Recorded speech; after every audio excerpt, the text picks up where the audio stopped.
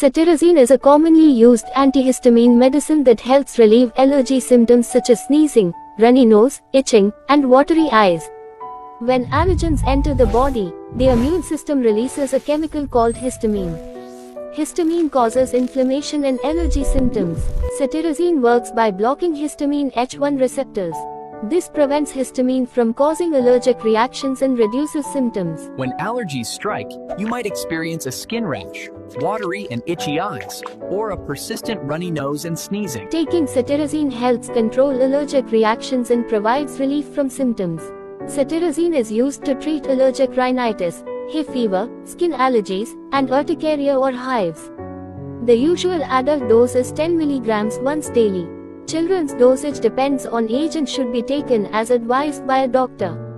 Always take medicines as prescribed by your doctor and pharmacist for safe and effective treatment.